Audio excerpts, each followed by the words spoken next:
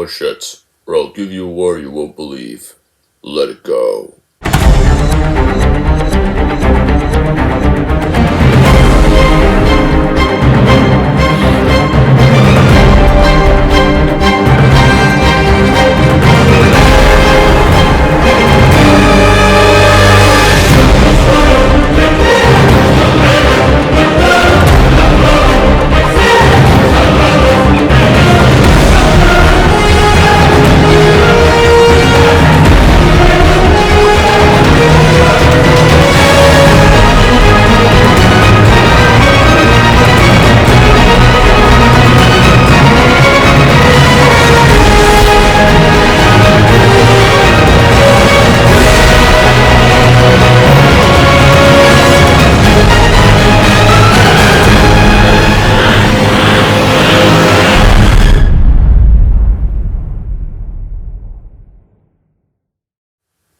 Hey everyone, it's Movie Lover 120 here, and I'm here with a brand new movie review, and this movie review is going to be for a 1982 action movie released in that year, featuring an action franchise legend. Because this is a new franchise I'm reviewing, I'm breaking from the horror franchises because now I feel like I want to review an action franchise.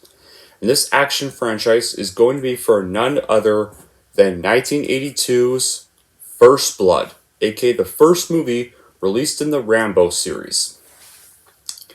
So yeah, after seeing Optimus Prime's franchise ranking of RAMBO, I decided that I want to review all 5 of the RAMBO movies next. So yeah. So anyway, and this movie has a special place because here's the thing, guys. Sorry. This movie was actually filmed in my province. Yeah. You know the town that Rambo ends up traveling to? That's part of my province. Because this is actually the first movie to even be filmed in my province. So This movie has a special place for a lot of people in my area because it was filmed there.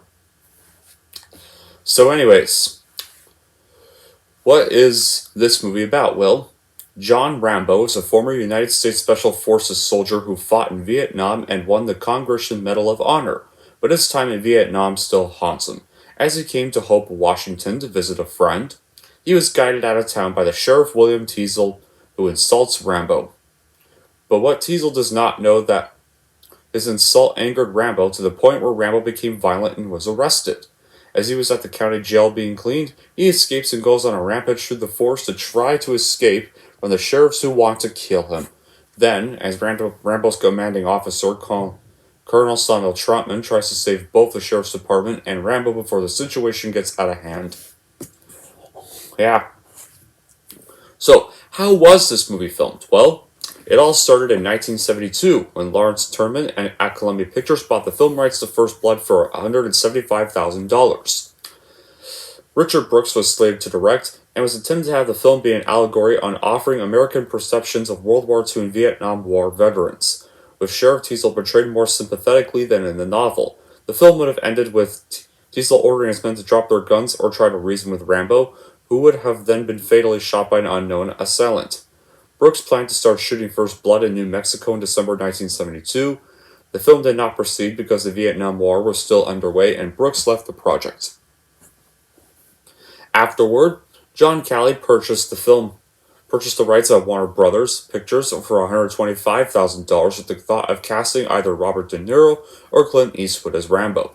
A screenplay was written by Walter Newman with Martin Ritt intended to direct. The film would have criticized American military culture, portrayed Colonel Trotman as the film's villain, ending with both Rambo and Teasle dying. Sidney Pollack and Martin Bregman also considered directing the film, with Bregman hiring David Ray to write a script. After Bergen departed, Mike Nicholas considered directing Ray's script. Then William Stackheim and Michael Kosa wrote the screenplay that would be the basis of the final film in 1977, originally intended for John Badham to direct. Producer Carter D. Havin Davin purchased Sackham and Causel's script from Warner Brothers for $375,000. Davin secured the cinema group as a financier and hired John Frankenheimer as director with production began in Georgia. This is also the first version of the script which Rambo survived the film. However, the project stalled again after the distributor Filmways was acquired by Orion Pictures. But the film eventually got made, despite all the troubles, and First Blood would go on to be released in the United States into theaters on October 22nd, 1982. Initial reviews were mixed, but the film was a box office success, grossing $156 million worldwide. In 1985, it also became the first Hollywood blockbuster to be released in China, holding the record for the largest number of tickets sold for an American film until 2018. Since its release, it has been reappraised by critics, with many highlighting the roles of Stallone, Dennehy, and Crenna, and recognizing it as an influential film in the action genre. Its success spawned a franchise consisting of 4 sequels, which all starred Stallone, an animated television series, a comic book series, a novel series, several video games, and a remake in Bollywood. Yeah. On the other hand, this is one of the best action movies ever. First Blood is simply just one of the best films ever made. I think it transcends the action film genre and has stood the test of time. Stallone was immensely popular back in the 80s, and if it is true that he hated the first cut of the film, then one can only say that he is lucky that he didn't get his wish to scrap the entire thing. First Blood has strength of character, has frenetic action scenes, and every actor in the film is at the top of their game. Samuel Trotman, Rambo's mentor and former colonel in the war, is played by Richard Crenna as a no-nonsense but empathetic man. He knows Rambo has pushed back a little too hard, but he understands where his play comes from. He wants to avoid more bloodshed, but at the same time he doesn't completely agree with how Rambo has been treated. He's obviously a law-abiding citizen, but he knows that not all the laws were upheld when dealing with Rambo. And Sylvester Stallone perfectly plays Rambo very well. There's no one else that can play him. Just like Harrison Ford embodies Indiana Jones and Bruce Willis as John McClane, Stallone is about as good as he has ever been here. He is quiet, he is strong, and his physicality creates a character that many of us can empathize with and eventually root for. David Morrell wrote a different character in his book, but Stallone paints him more as a sympathetic character. He is correct in doing so. While Morrell's vision is still present, that is more of Stallone's creation. Rambo's about as unique as a character present in film history. The character of John Rambo would even slip into pop culture and forever be associated with cartoon excess. By his own admission, Stallone himself felt they dropped the ball after the original film, and in kind of a way, maybe he's right. However, First Blood is often wrongly lumped in as part of that excessive package, because it's a film well worthy of revisits just to see how well it holds up as a fall-intense thriller. A film led by both theme of showing how just badly some of America's soldiers were received upon returning from Vietnam. First Blood delves deeper into the psyche of one such soldier with casting a caustic eye over small-town Americana. The makers rarely let up on the troubling thematics at work, developing Rambo with clinical strokes as the plot unfolds. The trick in the tale being that the audience are firmly on his side as he goes about bringing his Vietnam to the picturesque place the locals call home. By 1982, it seems America was on the side of kind of the soldier. Not only that, this film is also photographed very well with great skill by Laszlo. He captured my area's mountains and forests with beautiful scope, but in keeping with the tone of the film in his color palette is suitably gray and green. Goldsmith provides an effective score, particularly when the narrative is focusing on Rambo's alienation, while the stunt work is very impressive. And Brian Dennehy does a perfectly well done job in making and having such a hateable portrayal of the sheriff who keeps pushing John, forcibly moving him on when all he wants to do is get a bite to eat.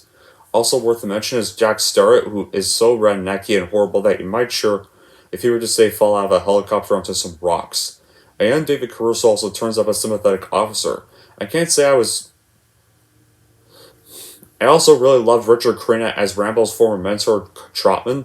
Richard Crenna is perfect in his role as Sam Trotman, an honorable and respected man who takes on unofficial roles of father figure to John Rambo. First Blood is also notable for being the round movie in the series with a body count of just 1. Unlike the other 3 sequels, or 4 sequels, I mean, in the series notable for high on-screen deaths. If I had to think of any bad qualities, I guess there's none really I can think of. Well, maybe the ending felt kind of lame, but then again, this was the first installment of a franchise, plus everything did thankfully get resolved in part 2, which will be the next review. But back to First Blood, though. Just about the entire movie really consists of Rambo trying to evade the lawman's pursuit, which doesn't have much of a solid plot, but it does result in a very fast-paced script and an enthralling story to see how Rambo attempts to survive his ordeal. The action may become slightly over the top as the movie progresses, but overall, guys, it is still one wild ride. So my recommendation is, if you want to see one of Stallone's earlier successes in the action genre after coming off fresh from the 2 Rocky movies before this, then easily give this movie a watch, and after that definitely buy it, because it is worth adding to your collection. And if you are wondering how I'm going to rank First Blood, I am going to give First Blood a 10 out of 10. And there we go. That's it for my review of the first movie. Now I got 4 more movies to go, because I've got to watch First Blood Part 2 tonight. And then I gotta watch Rambo 3 again Thursday. And then this weekend, Friday, I gotta go see The Lost City because I'm gonna be reviewing The Lost City. And then Saturday and Sunday, I will watch 4 and 5. So yeah, there you go. And until then, guys, that'll be it for this review. Thank y'all for watching. And if you like this and want to see more, then don't forget to like and subscribe to Movie Lover 120.